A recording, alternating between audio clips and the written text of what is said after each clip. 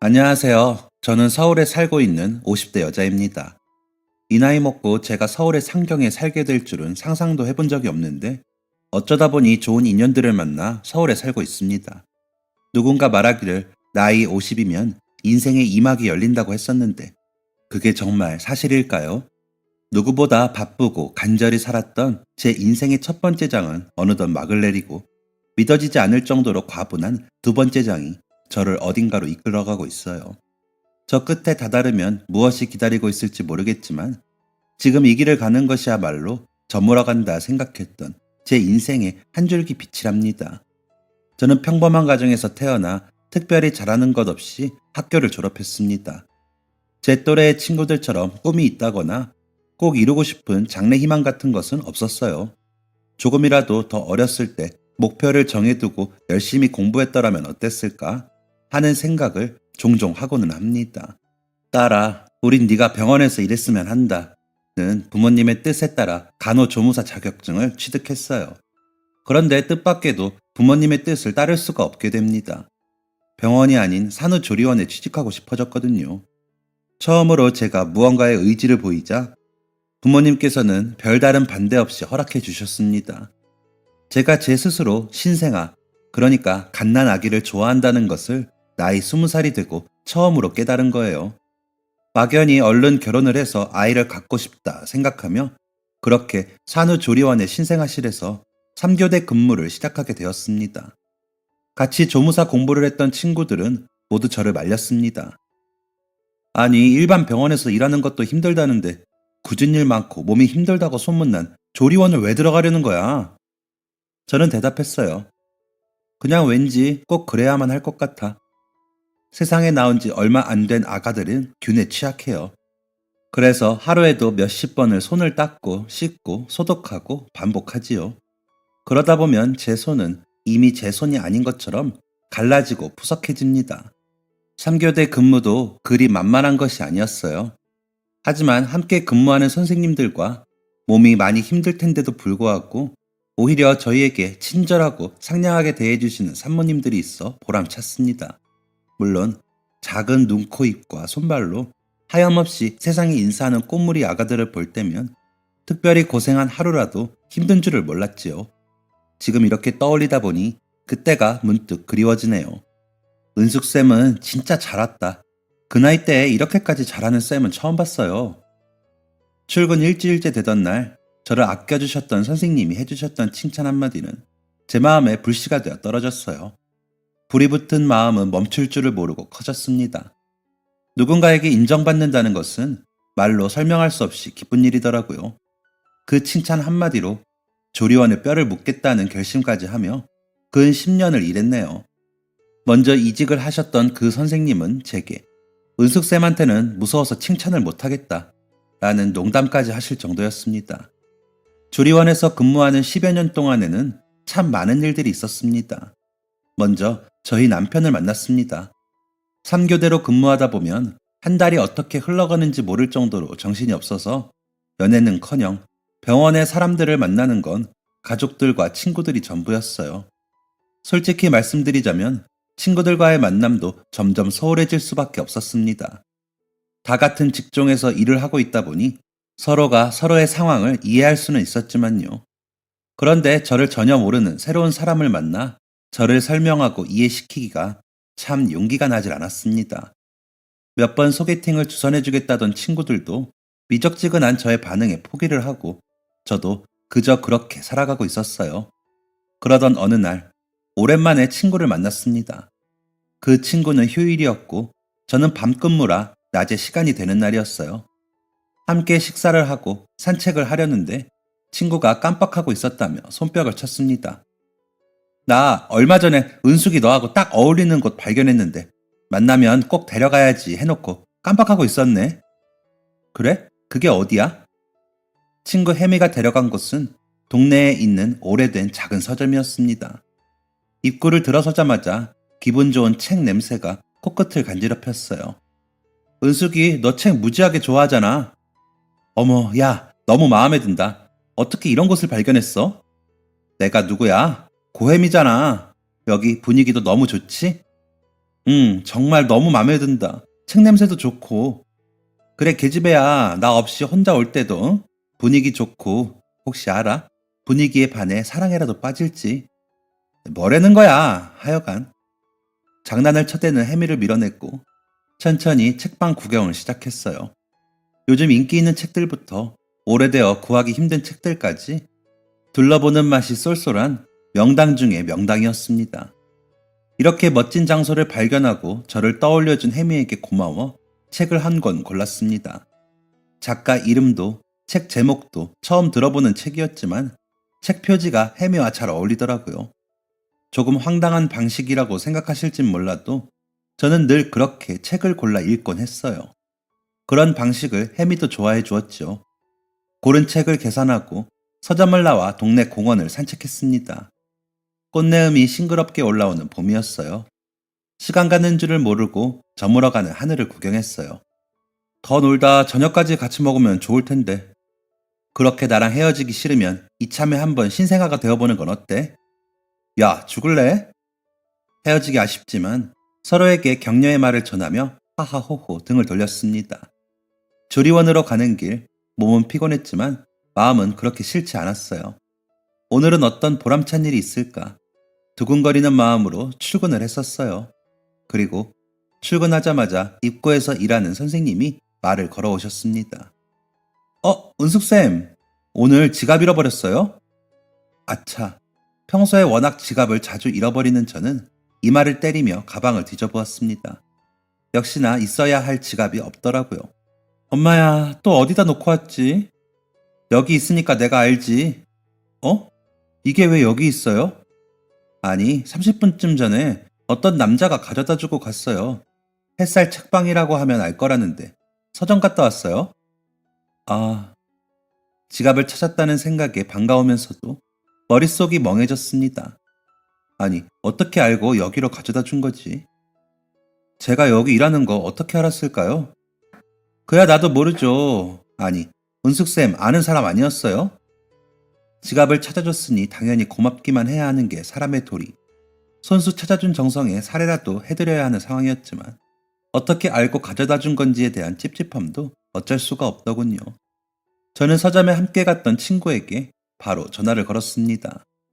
혜미야, 다른 게 아니라 내가 아까 서점에 지갑을 놓고 왔더라고. 어머, 계집애 몇 번째야? 지갑 좀 잘 챙겨. 내가 지금이라도 찾으러 갈까? 아니, 그게 아니라 어떤 남자가 내 지갑을 가져다 여기로 가져다 놨더라고. 햇살 책방이라고 하면 알 거라고 하면서. 어? 어떻게 알고 가져다 준 거지? 일단 내일 아침 퇴근길에 가보려고. 감사 인사도 할 겸 어떻게 알았는지 물어봐야겠어. 일하는 내내 휴식할 틈이 생길 때마다 저는 햇살 책방 생각뿐이었습니다. 그렇게 의문 속이 풀리지 않은 채 근무를 마치고 눅눅해진 머리칼과 피곤한 몸을 이끌어 책방으로 향했어요. 꽤 이른 시간인데도 불구하고 책방은 문이 활짝 열려 있었습니다. 어? 책방 한쪽 모퉁이에서 서적을 정리하던 한 남자가 저를 보더니 외마디 소리로 아는 체를 했어요. 안녕하세요. 어제 어떤 분이 제 지갑을 찾아주셨다고 해서 왔습니다. 네, 제가 가져다 드렸어요. 혹시 못 받으셨나요? 아, 그게 아니라 직접 가져다 주시기까지 하고 감사해서 인사드리러 왔어요. 아니에요. 마침 그 근처로 갈 일이 있어서 가는 길에 가져다 드리는 게 좋을 것 같아서. 혹시 불쑥 찾아간 게 A가 아니었다면 죄송합니다. 아니요, 전혀. 덕분에 수월하게 지갑을 찾게 되었는데 죄송이라뇨. 번거롭게 해드린 제가 더 죄송하죠. 그런데 혹시 제가 행복조리원에 있다는 건 어떻게 아셨는지 여쭈어봐도 될까요? 아, 정말 죄송해요. 놀라셨을 수 있을 것 같아요. 계산대 위에 지갑이 놓여 있기에 돌아오실 줄 알고 기다렸는데 문 닫을 때까지 오시지 않으셔서 지갑을 열어보았습니다. 사실 그날 유일하게 방문해 주신 손님이라 잘 찾아드리고 싶은 마음에 죄송합니다. 남자는 얼굴이 새빨개져서 연신 죄송하다는 말을 되풀이했어요. 그런 착한 마음을 먼지 한 톨만큼이라도 오해했던 제가 너무 부끄러워지더라고요. 저도 덩달아 얼굴이 붉게 물들었습니다. 아니에요. 정말 제가 죄송합니다. 이렇게 좋은 마음으로 노력해 주셨는데 제가 정말 창피하네요. 너무 죄송합니다. 제가 너무 감사해서 사례라도 드리고 싶은데 여기 얼마 안 되지만 받아주시면 감사하겠어요. 저는 지갑 속에 있던 현금을 몽땅 털어 남자의 손 앞으로 내밀었어요. 그 돈뭉치를 물끄러미 바라보던 남자가 서적 정리를 하느라 끼고 있던 장갑을 벗고 돈뭉치를 받았습니다. 그러고는 한동안 아무 말이 없더군요. 저는 조금 초조했어요. 이런 행동이 무례해 보였다면 어떡하지? 더 진심을 담아 사과하는 게 먼저였던 건 아닐까 하고요. 괜찮으시면 점심 식사 같이 하실래요? 네? 제 걱정과는 달리 손에 쥐어진 돈을 한참 바라보며 말이 없던 남자는 벼랑간 식사를 같이 하지 않겠냐고 물어왔어요. 갑자기 무슨 점심 식사를 하자는 거지? 사례금이 부족해 밥이라도 더 사달라는 건가? 생각이 의식의 흐름대로 흘러가던 그 순간 아직 점심 먹기에 좀 이른 시간이긴 하지만 제가 이 돈으로 맛있는 식사 사드리겠습니다. 제 머리로는 도저히 예측 불가능한 전개가 시작되어 버렸습니다. 얼떨결에 국밥집에 나란히 앉은 남자와 저. 무슨 생각으로 따라온 건지 제 자신을 이해할 수가 없었어요. 당황스러운 전개에 얼른 먹고 일어나고 싶었지만 이놈의 국밥이 어찌나 뜨거운지. 맛있는 식사라고 해놓고 국밥집이라 면목이 없습니다. 시간이 너무 일러서 갈 만한 식당이 없네요. 아니에요, 괜찮아요. 저 국밥 좋아해요. 어색함을 모면하려 과장된 대답만 늘어놓는데 제 얼굴을 빤히 들여다보고는 얼굴이 다시 시뻘겋게 달아오르던 남자. 벌써 5번째 비어버린 물잔에 다시 찬물을 채워넣습니다. 다음에 다시 식사를 대접해도 될까요? 네? 왜요? 지금도 충분히 어색하고 더군다나 어제 밤샘 근무를 해서 피곤이 눈 바로 아래까지 차올랐는데 자꾸만 어색한 말을 이어가는 남자가 이상하게 느껴져 반사적으로 날카로운 대답을 해버렸어요. 제 대답에 두 눈을 질끈 감던 남자는 국밥 뚝배기 옆에 놓인 깍두기 국물 마냥 제 얼굴을 새빨갛게 물들였습니다. 죄송합니다. 그쪽한테 반했습니다. 더 알아가고 싶습니다. 사실 지갑을 가져다 드린 것도 오바인 걸 알면서 무리했습니다. 혹시나 한 번 더 뵐 수 있을까 하고. 근데 안 계신다고 해서 체념하고 지갑만 놓고 왔는데 다시 문 앞에 서 계신 걸 보고 책방이 아니라 꽃밭에 앉아있는 듯한 기분을 느꼈습니다. 이런 제가 이상하게 보이시겠지만 저도 이런 적은 처음이라 어떻게 하는 게 예의 있는 방법인지 모르겠습니다. 그러니까 지금 이게 국밥집에서 드릴 말씀도 아니지만 남자는 말을 끝맺지 못하고 앞에 놓인 물잔을 또 들이켰어요. 6잔째였습니다. 찬물을 왜 그렇게 많이 드세요? 속 버려요. 알겠다는 대답 대신 듣도 보다 못한 이상한 말을 늘어놓은 저는 어느새 그 남자가 만들어 놓은 꽃밭에 함께 서 있더군요. 2번째 만남도 3번째 만남도 남자는 한결같이 솔직하고 따뜻했습니다.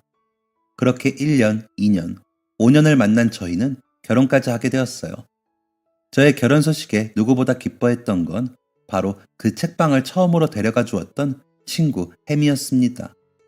연애 한 번 하지 않고 조리원과 서점만 왔다 갔다 하는 제가 골칫덩이였던 친구 녀석은 남자랑 고양이가 부뚜막에 먼저 올라간다며 박수를 치고 좋아했어요. 친구의 그런 주접이 싫지만은 않았던 저희 부부는 그 친구 부부를 집으로 초대해 맛있는 음식을 나눠 먹으며 자주 얼굴을 보곤 했어요. 저희 넷은 누구보다도 절친한 사이가 되어 있었지요. 결혼하고 반년쯤 지난 어느 날 평소처럼 저희 집에서 저녁을 함께 먹다가 혜미가 쑥스러운 듯 이야기를 꺼냈습니다. 근데 나 이제 술 먹으면 안 돼. 왜? 은숙이 너 이모 됐어. 뭐? 야 계집애 진짜 축하해. 축하드려요. 어머 정말? 너랑 용준 씨랑 이렇게 넷이 술 먹고 노는 게 좋아서 진짜 늦게 가지려고 했거든. 근데 이렇게 덜컥 들어설 줄이야. 못 살겠어 정말. 그런 말 하지 마. 얼마나 축하할 일이니. 너무 축하해 혜미야. 친구 혜미의 임신은 너무나도 축하할 일이었죠. 하지만 혜미네 부부가 집으로 돌아간 후 저는 뒤돌아 눈물을 훔쳤습니다. 친한 친구의 임신 소식이 가슴에 비수가 되어 꽂혔기 때문이에요. 오래전부터 가정을 이루고 아이를 갖고 싶었던 저는 남편과 결혼 후 꾸준히 아이를 갖기 위해 노력해왔어요. 하지만 잘 되지 않았고, 그때가 결혼하고 6개월 정도 되었을 때니 마음이 지쳐가기 시작할 쯤이었거든요. 낙담하는 저를 남편은 따뜻하게 안아주며 위로해 주었습니다. 그때까지만 해도 그래, 용준 씨가 있으니 힘내자, 좌절하지 말자, 할 수 있다 하는 마음으로 견뎠습니다. 시간이 흐르고 저희 부부가 수차례 노력했던 아이 갖기라는 계획은 실패하고 또 실패하고 무너지고 또 무너지고 있었습니다. 그 사이에 친구는 만삭이 되고 출산을 하고 그 아이의 돌잔치도 했어요.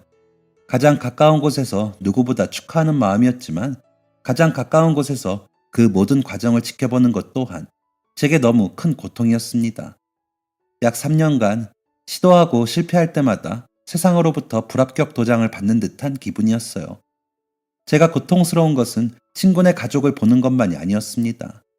바로 누구보다 열정적으로 근무하고 그 공간 자체를 사랑했던 제가 나는 가질 수 없는 행복을 경험하고 있는 사람들을 보는 게 힘들어진 거죠. 아무에게도 내색할 수는 없었습니다. 그저 일이라고 평소처럼 하면 된다고 생각을 하면서 하루하루를 보냈어요. 더 이상 신생아들을 돌보는 것이 행복하지도 산모들을 마주하는 것이 보람차지도 않았습니다. 그렇게 멈춰서게 되었어요. 멈추어 서서 시간을 돌아보니 어느덧 이 조리원에서 10년을 근무한 사람이 되어 있더라고요. 떠나야 한다는 사실이 착잡하기도 했지만 후련하기도 했습니다. 사직서를 내고 한 달간만 더 근무하기로 했어요. 마지막 근무 달이라고 생각하니 조리원 내에 비치된 작은 소품들까지도 모두 애틋하게 느껴졌습니다. 2주 정도 남았을 때였던 것 같아요. 밥맛이 없어 1층 공원에 내려가 간단히 책을 읽고 물 한 잔 가득 받아서 올라왔어요. 가끔 그렇게 하면 속이 편안해지더라고요. 그런데 얼마 안 가 어느 산모님이 데스크 앞을 서성거리셨습니다. 어디 불편한 데 있으세요? 도와드릴까요? 아니요, 제가 이걸 주워서 누가 정수기 위에 올려두고 갔더라고요. 혹시나 주인을 찾지 않을까 해서요. 책 사이에 꽂아둔 익숙한 책갈피에 이건 내 책이구나 하는 생각이 번뜩 들었습니다. 물을 받으면서 그대로 두고 온 것이었어요. 아이고, 내 정신 좀 봐. 제 거네요. 물 받으러 갔다가 물잔만 들고 그대로 와버렸네요. 감사합니다. 아니에요. 마침 주인이 있어서 다행이네요. 보려고 본 건 아닌데 책갈피가 멋있더라고요. 아, 이거요? 멋있죠? 남편과 자주 가던 여행지를 사진으로 찍어 인화한 책갈피였습니다. 말이 책갈피였지. 그냥 사진을 꽂아둔 것이었어요. 마음이 답답할 때 꺼내보라던 남편의 말대로 책 한 페이지에 사진 한 번 번갈아 보면 그날 받은 스트레스가 조금은 날아가는 기분이었어요. 네, 멋있어요. 여기 가보셨어요? 네, 가봤어요. 자주는 아니지만 남편이랑 시간 날 때마다 여기로 여행 가요. 너무 좋죠? 정말요? 저도 작년에 여기 다녀왔는데 참 그림 같고 예쁜 곳이에요. 산모님은 오래 서 있기가 힘든지 한 손으로는 데스크를 붙잡고 한 손으로는 머리와 골반을 번갈아 짚어가면서 대화를 이어갔습니다. 깡마른 몸에 힘없는 그 모습이 곧 쓰러지기라도 할 것처럼 아슬아슬해 보였어요. 많이 힘드세요? 충분히 쉬어야겠어요. 밥은 잘 챙겨 드시고 계시죠? 입맛에 안 맞는다거나 한 거 있으면 바로 말씀해 주세요. 입맛도 없고 머리도 자주 어지럽고 몸은 몸대로 아프고 제왕절개하면 회복하는 데 오래 걸리고 많이 아프다 그래서 억지로 자연분만 했는데 자연분만도 아프다는 건 왜 아무도 알려주지 않은 걸까요? 이렇게 힘들 줄은 정말 몰랐어요. 품고 있을 때만 힘든 줄 알았지. 낳을 때만 힘든 줄 알았지. 낳고 나서도 이렇게 힘들 줄은. 잔뜩 울상이 된 얼굴로 넋두리를 하는 산모님의 손을 잡아드리자 살짝 놀라면서도 반대쪽 손까지 뻗어 제 손 안에 구겨 넣는 모습이 아이같이 귀여우면서도 안쓰러웠습니다. 두 손은 또 어찌나 차가운지 걱정되면서도 마음 한편으로 부러운 마음이 들었어요. 몸이 많이 차가우세요. 더 따뜻하게 챙겨 입으시고 물도 따뜻하게 드시고요. 힘든 고통 이겨내시느라 너무 고생 많으세요. 푹 쉬면서 무사히 회복하시고 가벼워진 몸으로 복돌이랑 댁으로 돌아가세요. 사모님, 화이팅입니다. 산모님과 짧은 대화가 끝나고 저의 별거 아닌 응원에도 웃는 얼굴로 산모님은 웃어주셨습니다. 그런데 다음날 함께 일하는 선생님들과 이야기를 나누고 있는데 벼랑간 그 산모님이 퇴소를 하겠다고 하셨어요. 이미 얼굴은 눈물 범벅이 되어 있었고 죄송하다는 말만 되풀이 하셨습니다. 어제 잡아드렸던 차가운 손에는 몸보다 더 덜덜 떨리는 카드가 들려 있었습니다. 죄송해요. 급하게 집으로 가야 할 것 같아요. 환불 되나요? 저희 남편이 다른 산모님들보다 몸이 허약하고 나이도 어리고 산후 후유증이 심했던 산모이기에 될 수 있으면 올해 몸이 완전히 회복될 때까지 계시는 게 좋겠다고 생각했었습니다. 그런데 벼랑간 퇴소를 하시겠다니 그것도 이틀 전 입소한 산모님인데 말이죠. 산모님 우선 진정하셔요. 저희가 끝까지 다 들어드릴게요. 천천히 말씀해 보세요. 죄송해요. 저희 남편이 제가 집에 가야 해서 남편이 입술이 하얗게 질린 채 몸을 떨던 산모님이 결국 말을 잇지 못하고 쓰러지고 말았습니다. 데스크에 있던 모두가 뛰어나와 응급처치를 하고 바로 옆에 있는 병원에 연락해 문제없이 상황을 해결할 수 있었어요. 깨어나면 댁으로 보내드리는 걸로 하자며 규정과 상관없이 100% 결제 취소를 해드렸지만 헬쑥해진 얼굴로 눈을 감고 침대에 누워있는 산모님을 보고 있으니 제 마음속 어떤 뜨거운 무언가가 활활 타오르기 시작했습니다. 데스크로 가서 과장님께 말씀을 드리고 만류하는 과장님께 사정해서 제 카드로 산모님 앞으로 재결제를 했어요. 다소 충동적인 결정이었긴 했지만 후회하지 않을 자신이 있었습니다. 돈도 충분히 있었고요. 은숙쌤, 진짜 내가 못 살아. 그래도 산모님 어떤 사정인지 들어는 보고 결정을 해야지. 분명히 이렇게 하면 충분히 회복하시고 나갈 수 있는 사정이실 거예요. 어제 잠깐 대화 나눴었는데 그냥 자꾸 마음이 가요. 제 대답에 과장님과 몇몇 선생님들이 걱정스런 말들을 주고받았습니다. 모두가 같은 마음이겠지요. 도울 수 있다면 돕고 싶은 그 마음. 우린 매일같이 그들의 마음을 들어주고 나누며 지내고 있으니까요. 곧 산모님이 정신을 차리고 제가 아닌 다른 선생님을 통해 이야기를 전달받게 되셨습니다. 제가 자리로 돌아오자 산모님이 아직 종잇장처럼 약한 몸을 끌고 제게 찾아왔어요. 그 순간에도 곧 쓰러지진 않을까 걱정이 되어 다시 산모님을 모시고 병실로 함께 갔습니다. 아까 다른 선생님께 말씀 들었어요. 왜 이렇게까지 하세요? 제가 뭐라고? 산모님, 우리 어제 배웠죠? 산모님께서 제 잃어버린 책도 찾아주시고 함께 좋은 여행지에 대한 추억도 공유했지요. 그렇긴 한데 그래도 이렇게까지 하실 이유는 아니지 않나요? 산모님, 너무나 힘들고 어려운 출산을 하셨잖아요. 아이 낳고도 물론 금방 회복하시는 분들도 계세요. 물론 겉으로 보기에 그렇지요. 3kg 넘는 무게를 10달을 품고 계셨잖아요. 말이 좋아 품는 거지. 몸속에 사람 하나가 들어있었는데 아무리 건강한 사람이라고 한들 그렇게 빨리 회복한다는 건 말이 안 되지요. 더군다나 우리는 집으로 돌아가면 이제 갓 태어난 아기를 직접 하루 종일 돌보아야 한답니다. 그러기 위해선 산모님 체력이 중요해요. 산모님이 지치지 않아야 아이도 지치지 않아요. 하지만 지금 산모님 체력은 보통 사람이 100이라면 20 정도입니다. 심각하게 약한 체력이죠. 그냥 잊어버리시고 꼭 집으로 돌아가야 하는 상황이 아니라면 여기서 푹 쉬세요. 조금이라도 완벽에 가까운 회복이 될 때까지 안정을 취하세요. 산모님, 여기 안에 계시면 아이 키우면서 필요한 것들도 배우고 저희가 아직 알려드릴 것도 많은데 선생님 말씀 무슨 말씀인지 알아요. 하지만 비용이 이렇게 직접 내주시면 너무 죄송한데 제가 여기서 10년 정도 일했는데요. 그동안 한 번도 산모님 대신해서 이런 적은 없었어요. 그래서 저도 제 마음이 참 신기하네요. 아무래도 산모님께서 저 한 번 도와주셨잖아요. 그래서 마음이 가나 봐요. 눈 딱 감고 은혜 입은 제비가 빚을 갚았다고 생각해 주세요. 무슨 일 때문에 제가 그랬는지 같은 것도 안 물어보세요? 저를 뭐를 믿고 그러세요? 사람은 누구나 각자 사정이 있잖아요. 산모님 사정을 여쭤보면 왠지 저도 제 마음속의 문을 닫아둔 제 사정까지 말씀드려야 할 것 같아서 그냥 안 들을래요. 서로 들은 걸로 쳐요. 그리고 그만 우세요. 얼굴 다 터요. 대화를 하는 내내 소리도 내지 않고 눈물만 줄줄 흘리던 산모님이 제가 달래는 소리에 끝내 소리를 내며 울음을 터뜨리셨습니다.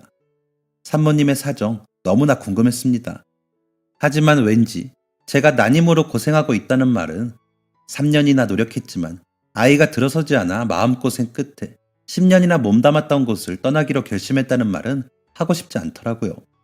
물론 산모님은 묻지 않으시겠지만 제 비밀도 이야기하지 못할 거면서 다른 사람에게 털어놓으라고 강요하고 싶지가 않았습니다. 2주가 채 되기 전 산모님은 여전히 종이장처럼 말랐지만 이전보다 훨씬 좋아진 얼굴로 퇴소를 하게 되었습니다.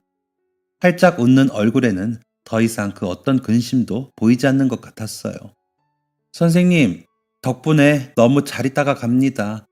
우리 아기 나중에 자라면 선생님 이야기 꼭 들려줄 거예요.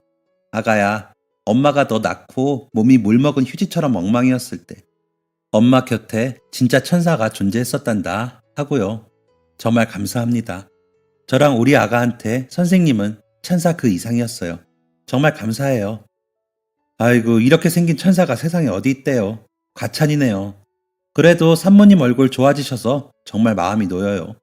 댁으로 돌아가시면 복돌이와의 하루하루가 적응 안 되고 힘들겠지만 저희가 알려드린 노하우들 꼭 놓치지 말고 써보세요. 건강하게 퇴소하시는 거 축하드려요. 복돌아, 가서 엄마 말씀 잘 들어야 한다. 그리고 이거 딴 건 아니고 편지예요. 나중에 저 가고 나면 읽어보세요. 다음에 또 뵈러 올게요. 감사합니다. 안녕히 계세요. 사모님은 작은 종이봉투를 제게 불쑥 쥐어주고는 뒷걸음치며 조리원을 떠나셨습니다. 옆에서 함께 배웅하던 선생님이 미소를 지으며 제 어깨를 감싸주셨어요. 아이고, 은숙쌤 러브레터 받았네. 벌써 울 것 같은 표정이라서 휴지 여기. 제 눈물샘이 가동되고 있다는 걸 어떻게 알았는지 적당히 울고 밥 먹으러 가자며 휴지를 챙겨주셨어요. 봉투를 열자 작은 박스 안에 티백이 가득했습니다. 그리고 작은 글씨로 써내려간 편지 한 장이 있었어요. 선생님, 안녕하세요. 복돌 엄마입니다. 덕분에 2주 동안 산후조리도 너무 잘하고 첫 육아 노하우까지 꼼꼼하게 배워가요. 선생님, 힘들었던 저의 곁에 가족처럼 있어주셔서 감사해요. 어쩌면 진짜 가족보다 더 제 마음을 잘 헤아려 주셨던 것 같아요. 저희 남편이 그때 사기를 당해서 집이 내려앉을 위기였는데 너무 절망스러웠는데 선생님 도움받고 남편이랑 저랑 생각을 다시 하게 되면서 잘 극복할 수 있었습니다. 어쩌면 선생님이 주신 도움이 저희한테 또 다른 의미의 용기가 되었던 것 같아요.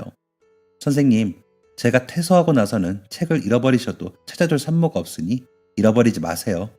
건망증에 좋은 차가 있다고 해서 남편 시켜서 사왔어요. 꼭 챙겨 드세요. 더 훌륭하고 좋은 걸로 보답해드리지 못해서 죄송합니다. 베풀어 주셨던 그 마음 꼭 갖겠습니다. 안녕히 계세요. 다시 한번 감사합니다. 복돌 엄마 송미선 드림. 제가 이 편지를 읽으며 얼마나 많은 눈물을 흘렸는지는 말씀드리지 않아도 다들 예상하시겠죠.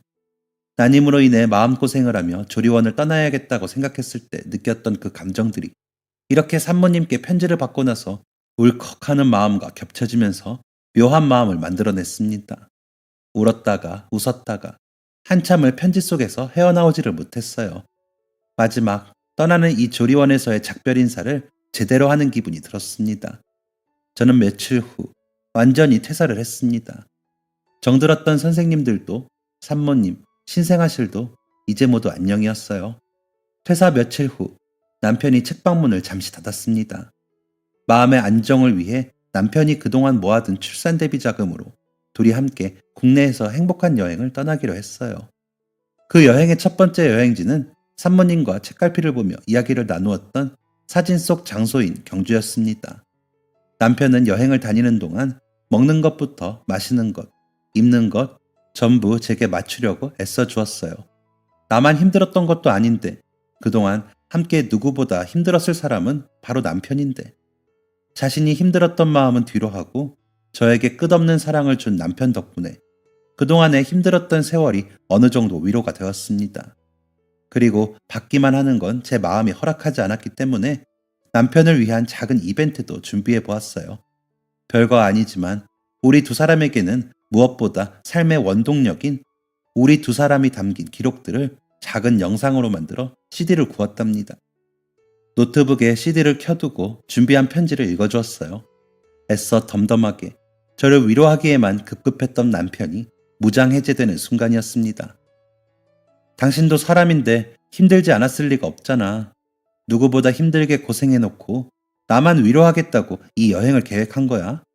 힘들었던 시간들 모두 버티고 견딜 수 있었던 건 오롯이 전부 당신 덕분이야. 욕심내고 무리하지 않을게. 난 당신만 있으면 돼요. 남편은 울컥하는 서러움을 참지 못하고 엉엉 소리내어 울었습니다.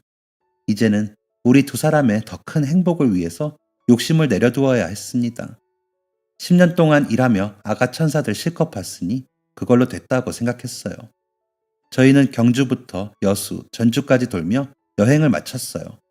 길다면 긴 시간이고 짧다면 짧은 시간이지만 저희만의 방식대로 서로에 대한 애정을 확인할 수 있는 시간이었습니다. 여행 후 일상으로 돌아와 저는 가지고 있던 간호조무사 자격증을 활용해 동네 안과에 취업을 하게 되었습니다. 근무했던 조리원만큼이나 좋은 사람들이 많은 곳이었어요. 게다가 3교대 근무가 없는 그곳은 천국이었습니다. 저는 예전에 비해 시간적, 마음적 여유가 생기자 평소 좋아하던 책을 더 많이 읽을 수 있게 되었습니다. 남편이 운영하는 책방에 들러 책도 읽고 남편과 데이트도 하면서 하루하루 평화롭게 지냈어요. 물론 제 친구 혜민의 부부와도 좋은 관계를 유지하고 지냈답니다. 그렇게 또다시 한 번 더 10년이라는 시간이 지났습니다. 그 시간 동안 저는 깨달았지요. 아, 나는 한 번 발을 붙인 곳에서 어지간하면 발을 떼지 않는 유형의 사람이구나. 남편과 친구 혜미 말로는 제가 이직을 하고도 그렇게 오랜 기간 동안 한 곳에서 일을 계속할 거라고는 생각하지 못했다고 해요. 정말 대단한 것 같다고.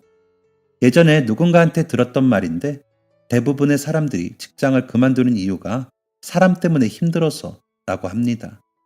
생각해보니 혜미를 비롯한 다른 친구들이 이직을 하던 이유가 대부분 누가 괴롭혀서 힘들게 해서 같은 이유였던 것 같아요. 제가 직장을 자주 옮기지 않고 한자리에 잘 버틸 수 있었던 건 아무래도 제가 운이 좋았던 것 같습니다. 함께 일하는 사람들이 하나같이 좋은 분들이었거든요. 10년이라는 시간이 흘렀더니 제가 근무하는 안과 병원이 형편이 좋아졌습니다. 확장 이전을 한다고 했어요. 이전을 앞두고 몇몇 직원들은 휴가를 받게 되었고 저 또한 그중 한 명이었습니다. 저를 위해서라면 언제나 가게 영업은 후순위로 하는 저의 남편은 저의 휴가 소식을 듣자마자 잔뜩 신난 강아지처럼 좋아하며 말했어요. 당신이 좋아하는 경주 여행 갈까? 경주야 뭐 매년 가는데 좋아하긴 누가? 남편의 등 뒤로 팔랑팔랑 강아지 꼬리가 보이는 듯한 착각이 들었습니다. 남편에겐 퉁명스레 말했지만 기분이 너무 좋았어요. 항상 제가 좋아하는 걸 먼저 챙겨주는 우리 남편. 간절히 원하고 바랐던 아이는 없지만 서로에게 의지하고 힘이 되어줄 수 있어 기뻤습니다. 그런 남편과 함께하는 여행이라면 꼭 경주가 아니라 어디라도 좋았습니다. 여보, 당신은 가고 싶은 곳 없어? 맨날 내가 좋아하는 곳만 가잖아. 내가 좋아하는 곳? 있지? 어딘데? 당신이 있는 곳 어디라면?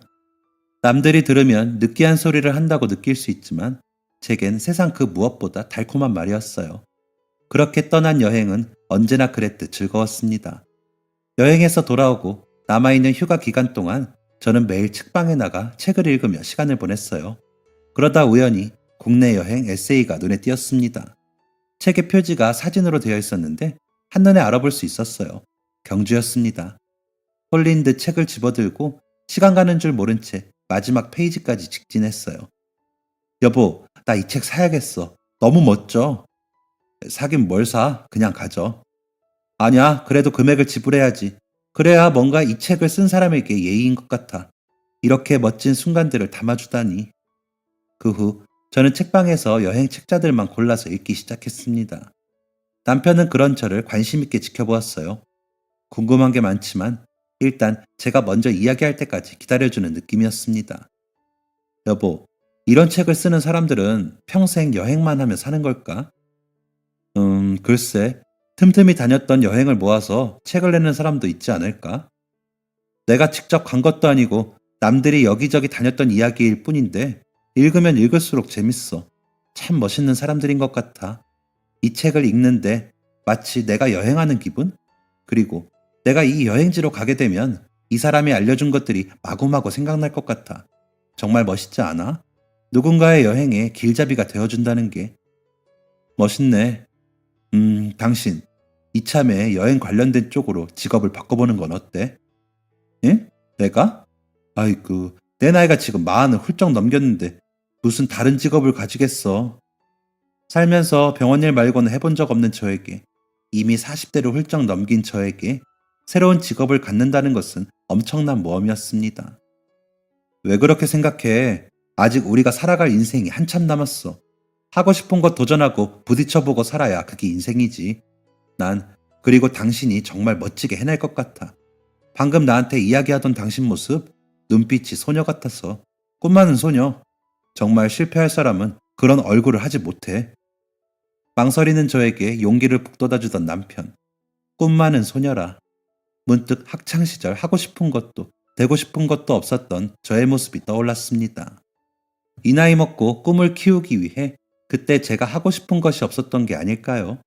사람마다 다 저마다의 때가 있다면 누군가에게는 학창시절이 꿈을 키울 때이고 제게는 지금 이 꿈을 키워볼 때가 아닐까 하는 생각을 했습니다.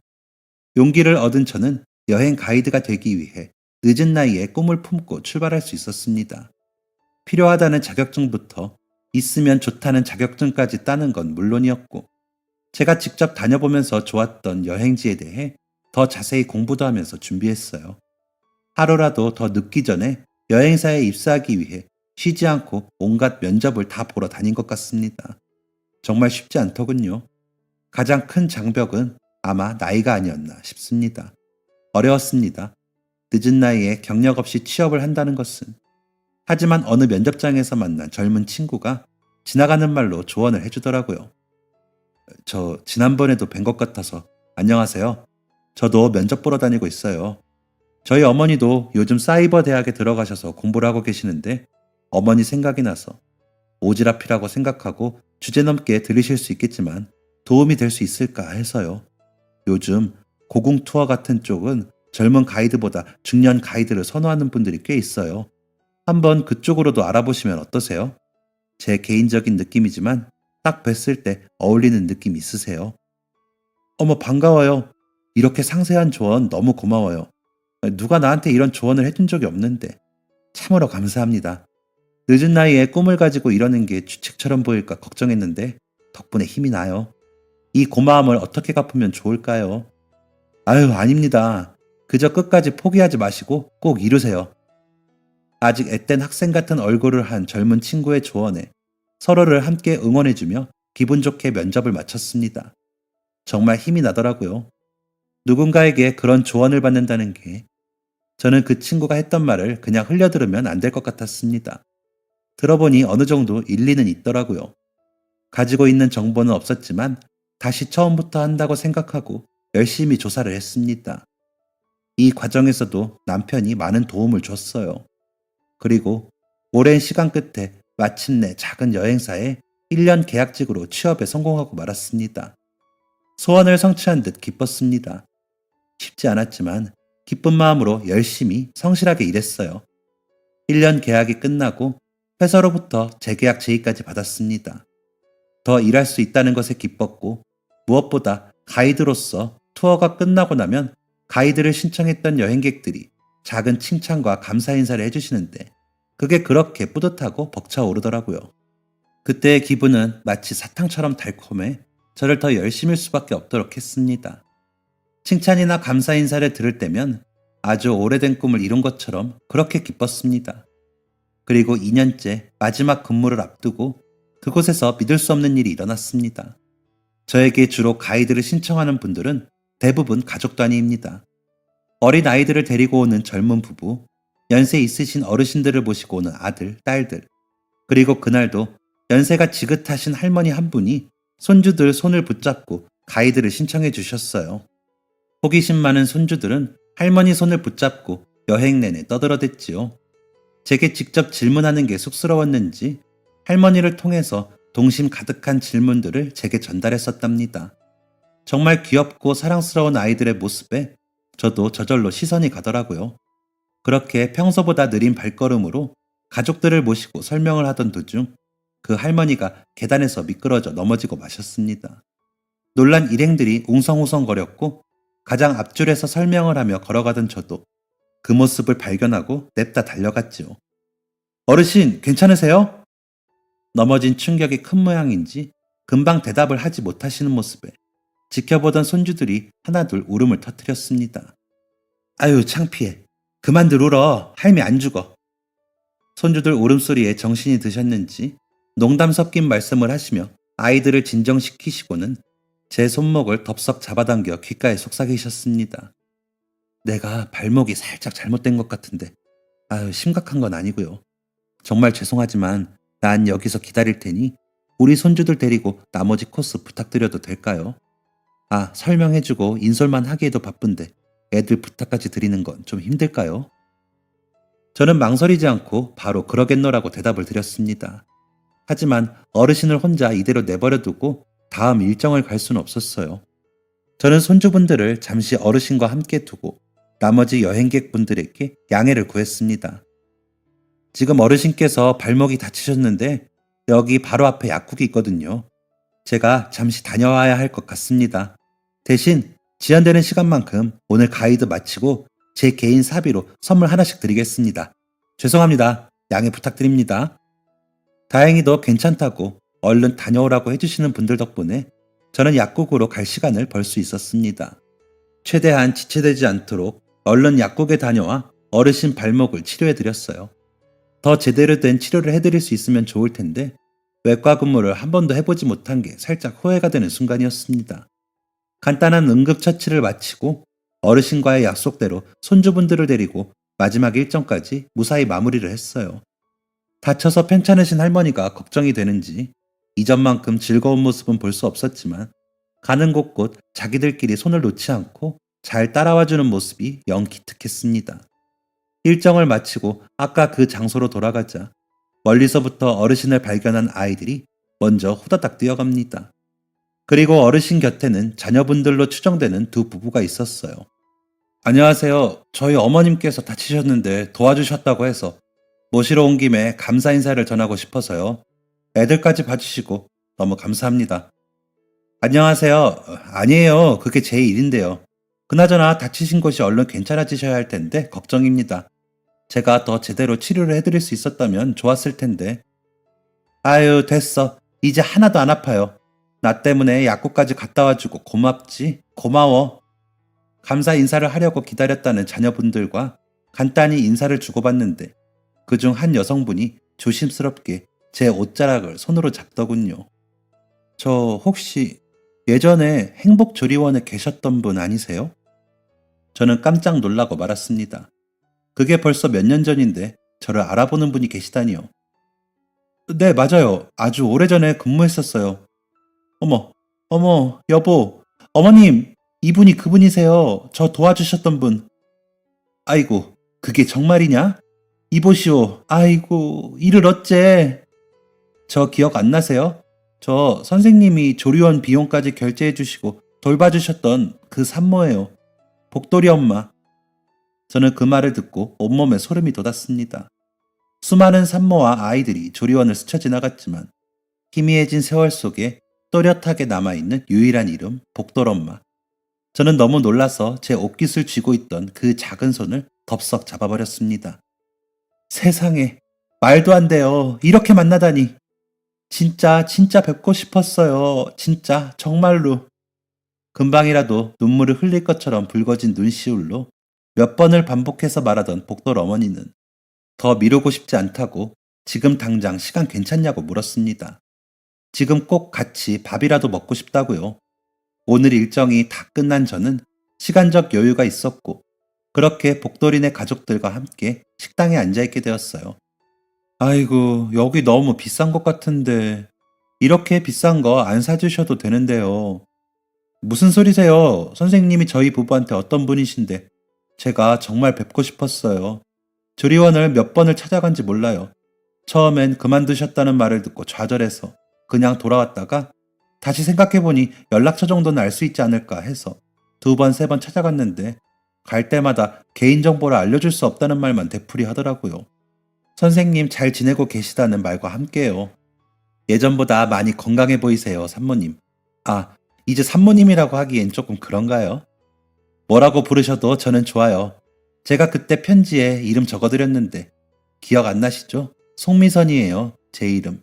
그냥 미선이라고 편하게 부르세요, 선생님. 성함이야 당연히 기억하지요. 제 잊혀진 기억들 속에서 유일하게 또렷이 기억나는 분인데요. 어머, 여전히 말씀도 따뜻하게 해주시네요. 선생님, 그때 저 집으로 돌아가고 복돌이랑 남편이랑 셋이서 한 집에 살면서 정말 많은 힘을 얻었어요. 저는 마음속으로 특히 선생님이 저를 위해 베푸셨던 그날을 많이 생각했던 것 같아요. 막막하고 힘들 때 생각나고 또 생각했어요. 그러니까 거짓말처럼 모든 게 지나갔어요. 남편도 사업도 잘 되고 애도 쑥쑥 건강하게 자라고 저도 그때에 비해 많이 튼튼한 사람이 됐고요. 순간순간마다 얼마나 자주 생각했는지 선생님은 모르실 거예요. 너무 뵙고 싶었는데 이렇게 뵙게 되네요. 어쩜 선생님은 또 이렇게 저희를 도우시다 뵙게 되네요. 잘 지내고 있다니, 모든 게 다 지나갔다니 정말 다행이에요. 튼튼해졌다고 해도 아까 슬쩍 잡아보니 여전히 손이 차갑더구먼요. 손이 차가우면 얼마나 힘든데 튼튼해지려면 아직 멀었어요. 하하, 너무 놀라서 일시적으로 그랬나 봐요. 정말이에요. 복돌엄마, 아니, 미선 씨네 부부가 데려간 식당은 다소 가격대가 있어 보이는 룸 형식의 한 식당이었습니다. 짧은 근황을 주고받으며 음식을 먹고 있는데 문이 열리고 키가 멀대같이 큰 남자아이가 한 명 들어오더라고요. 한눈에 딱 보자마자 저 아이가 복돌이구나 알았습니다. 세상에, 어머, 선생님, 알아보시겠어요? 저희 복돌이에요. 태영아, 인사드려. 너 갓난아기 때 정성으로 보살펴 주시던 감사한 분이셔. 안녕하세요. 작은 눈, 코, 입, 작은 손과 발로 열심히 인사를 했던 작은 요정 복돌이는 어느새 키가 홀쩍 자라 굵은 목소리를 한 고등학생이 되어 있었습니다. 수없이 보던 갓난 아이들 중 성장한 모습을 직접 눈으로 보게 된 것은 처음이었어요. 정말 말로 표현할 수 없는 기분이 들었습니다. 이렇게 만나보게 될 줄은 상상도 하지 못했기 때문입니다. 정말 멋지게 잘 컸네. 감사합니다. 선생님, 그런데 왜 조리원을 그만두시고 가이드를 하고 계신 거예요? 아, 사정이 있어서 조리원을 그만두고 다른 곳에서 일하다가 느지막이 꿈이 생겨서요. 주책처럼 보일 수 있겠지만 꿈을 이루고 나니 정말 행복해요. 기억나요. 선생님 책에 꽂혀있던 책갈피. 그때도 경주 이야기를 하던 선생님 눈빛이 초롱초롱 했었어요. 정말 멋있으세요. 이렇게 꿈을 이루신 게. 아이고, 요즘은 그런 말 들으면 가슴이 찡해서 큰일 나는데. 저 선생님, 미선 씨의 진심 어린 칭찬에 코끝이 찡하며 눈물이 돌렸는데 그동안 조용히 있던 미선 씨의 남편이 입을 열었습니다. 그러자 모두가 기다리던 순간이 왔다는 듯 식사를 하던 수저를 내려두고 손을 모아 저를 바라보았어요. 제가 사실 작은 여행사를 하나 운영하고 있습니다. 미선 씨 남편이 주머니에서 명함을 꺼내 제게 건넸습니다. 면접 준비를 하며 들어본 적이 있는 여행사였어요. 저 선생님만 괜찮으시다면 지금 근무하고 계신 곳보다 더 좋은 조건으로 선생님을 모셔오고 싶습니다. 이렇게 불쑥 제안드리는 게 무례한 줄 알지만 오늘 어머니 통해서 들은 선생님의 처세술과 그동안 마음속으로 늘 감사하게 생각했던 지난날에 대한 보답으로 꼭 저희 회사로 모셔오고 싶어요. 제가 지금 다른 지역에 있는 지점을 관리할 지점장을 구하고 있는데 어느 정도 사회 경험도 풍부하시고 또 능력도 뛰어나신 선생님께서 정말 딱인 것 같아서요. 정말 갑작스럽게 무례한 줄 알지만 제가 이렇게 부탁드리겠습니다. 저희 회사로 와서 지점장이 되어주세요. 거절할까? 그분의 말씀을 들으며 속으로 제게 되물었습니다. 거절할까? 은수가, 너 정말 거절할 거야? 어쩌면 은숙이 네 인생에서 가장 큰 기회 아닐까? 하지만 이렇게 큰 역할을 내가 해낼 수 있을까? 이런 자리를 덥석 받아도 되는 걸까? 고민은 계속 이어져 끝내 침묵을 만들었습니다. 하지만 평소 같았으면 냅다 거절했을 제가 이렇게 고민을 하고 있다는 건 딱 한 가지 이유 때문이었죠. 바로 정말 하고 싶기 때문이었습니다. 저는 결국 눈을 질끈 감고 대답했어요. 제가 한 번도 거절을 안 하고 덥석 그러겠다고 하면 무례한 건가요? 아니요, 아니요. 그럴 리가요. 저는 너무 좋습니다. 저희가 너무 원하던 답변입니다. 선생님, 정말 잘 생각하셨어요. 이렇게 결정해 주셔서 너무 감사드려요. 이제 저희 얼굴도 자주 보고 함께 여행도 가요. 정말 너무 그리웠어요. 그렇게 저는 다니던 여행사와의 계약이 종료된 후 서울에 있는 새로운 여행사의 지점장이 되었습니다. 하나의 지점을 운영하기 위해 가이드가 되기 전보다 더 많은 것들을 배우고 익혀야 했지만 너무 즐거웠습니다. 무엇보다 저희 남편도 진심으로 기뻐했어요. 남편은 정들었던 책방까지 떠나보내고 저와 함께 서울로 올라와 지내고 있습니다. 햇살 책방 서울점을 운영하면서요. 준비하는 잠깐 동안 남편과 떨어져 있는 게 너무 힘들었지만 참고 견디고 나니 이곳이 또 천국이네요. 모두의 축하와 격려를 받으며 저는 아직 멋진 여행을 꿈꾸고 있습니다. 부족한 것이 많아서 세상이 나를 불합격 처리해서 좌절했던 수많은 날들, 그날들에도 늘 제 곁엔 가족과 친구가 있었고 멀리서 저를 응원해주던 미선 씨가 있었네요. 너무 늦게 깨달았어요. 제가 몇 살까지 이 일을 할 수 있을지는 모르겠습니다. 다만 힘이 닿는 때까지 그리고 꿈꾸는 동안에는 계속 할 것 같아요. 지금 이렇게 저를 바라보고 제게 조그마한 힘이라도 되어주려고 애써주는 사람들이 있기에 저는 더 노력하고 더 많은 것들을 해내야 하지요. 여러분들도 아직 이루지 못한 이루고 싶은 꿈이 있다면 늦었다고 생각 말고 꼭 부딪혀보세요. 쉽지 않겠지만 늦진 않았답니다. 이렇게 살다가 또 다른 꿈이 생기면 그때 또 사연을 들고 놀러 올게요. 쑥스럽고 부끄러운 저의 이야기 들어주셔서 너무나 감사합니다. 그리고 세상에 있는 우리 산모님들, 출산을 경험했던 세상에 많은 어머니들께 존경한다고 응원한다고 말씀드리고 싶네요. 존경합니다. 감사합니다. 지금까지 사연 들어주셔서 감사합니다.